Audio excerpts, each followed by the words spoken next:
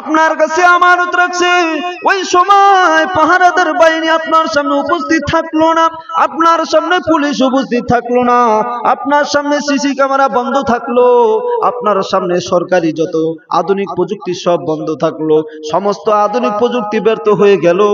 আর যদি আমানতদার ব্যক্তি ইমানদার হয়, তার ভিতরে যদি তাকওয়া থাকে, ওই তাকওয়া তখন তাকে এই আমানতদারিতে রক্ষা করে। সুবহানাল্লাহ। এই হলো তাকওয়ার নাম। খলিফাতুল মুসলিমিন হযরত ওমর রাদিয়াল্লাহু তাআলা আনহু তাকওয়া কি জিনিস এটা দেখার জন্য, তাকওয়া কি জিনিস এটা বোঝানোর জন্য, এটা দেখার জন্য তার যত রাজ্যের ভিতরে যত জনসাধারণ মানুষ আছে, যত পূজার আছে, সকলকে পরীক্ষা করার জন্য ছদ্মবেশে ঘুরে বেড়াইতেন।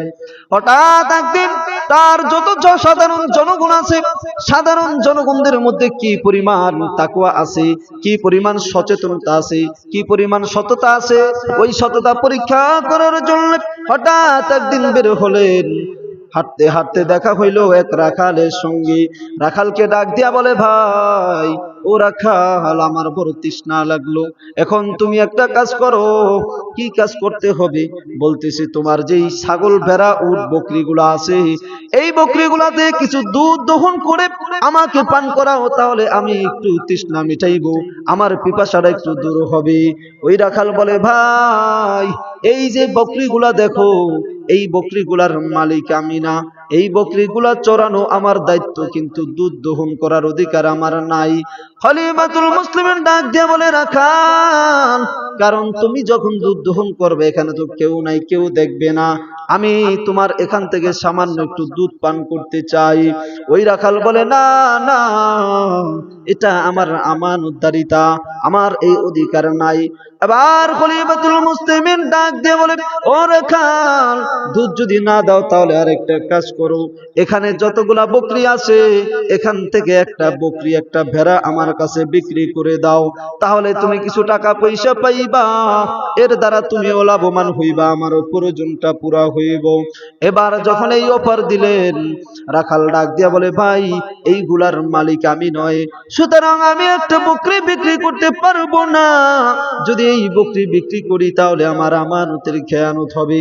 খলিফাতুল মুসলিমিন ডাক দিয়া বলে, তুমি যদি একটা বকরি বিক্রি করো তাহলে তোমার মালিক তো এখানে উপস্থিত নাই, সুতরাং তোমার মালিক তো দেখবে না, তুমিও ফায়দা হইব, তোমারও ফায়দা হবে, আমারও প্রয়োজন পুরা হবে।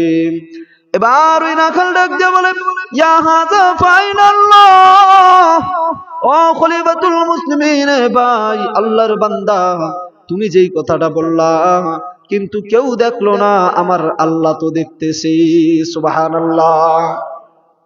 হযরত ওমর রাদিয়াল্লাহু তাআলা এবার ওই ধরে ধরে চিন্তা করতেছে, সামান্য একটা রাখাল, ওই রাখালের মধ্যে কি পরিমাণ আল্লাহর ভয়, কি পরিমাণ সততা, এত কিছুর মাঝেও কেউ কিন্তু দেখবে না, মালিক বুঝতেও পারবে না, তারপরেও সে আমানতের খেয়ানত করতে চায় না।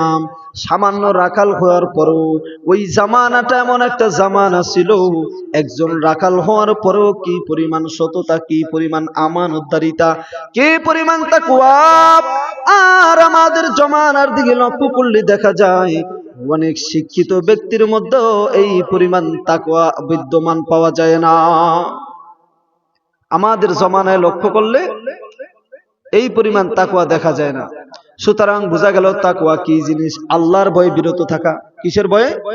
আল্লাহর ভয়ে বিরত থাকা। আপনার সামনে 5 টাকার নোট পড়ে আছে, এখন মানুষ তাকায় আছে, আপনি কি করলেন? এই টাকা কার, টাকা কার বলতেছেন, এখানে লৌকিকতা থাকতে পারে, কিন্তু যখন কেউ নাই, 500 টাকার নোট পড়ে আছে, আপনি চারদিকে তাকিয়ে পকেটে নিয়ে নিলেন, এটা কি তাকওয়া? এটা তাকওয়া হইতে পারে না। কেউ যখন দেখলো তখন আমি যেটা করব, কেউ দেখলো না তখন আমি সেটা করব, এটাই হলো কি তাকওয়া।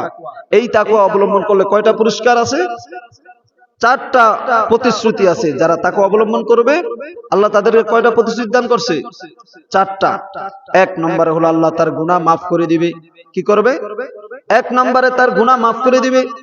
2 নম্বরে তার আমলের প্রতিদান, নেক আমলের প্রতিদান বাড়ায়া বৃদ্ধি করে দিবে।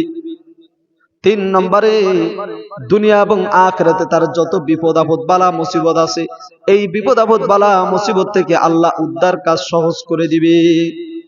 চার নম্বরে হলো আল্লাহ তাআলা তাকে এমন জায়গা থেকে ওয়ামাইয়ারযুকহু মিন হাইসু লা ইয়াহতাসিব, এমন জায়গা থেকে তার রিজিকের ফয়সালা করবে, সে নিজেও আন্দাজ করতে পারবে না, সে নিজেও অনুভব করতে পারবে না। আল্লাহ তাআলা তাকে অবলম্বনকারীকে এমন এমন জায়গা থেকে রিজিকের ফয়সালা করে দিবে। সুবহানাল্লাহ। তাহলে আমরা তাকওয়া অবলম্বন করতে রাজি আছি তো ইনশাআল্লাহ? তাকওয়া অবলম্বন করতে হলে রোজা আদায় করতে হবে। এই রমজান যে মাসে যদি আমরা গুরুত্বপূর্ণ রোজাগুলো গুরুত্বের সহিত আদায় করি, আমাদের ভিতরে তাকওয়া অবলম্বন হবে, তাকওয়া অর্জন হবে। এই তাকওয়া যে অর্জন হয়, আল্লাহর প্রিয় হওয়া যাবে। আল্লাহ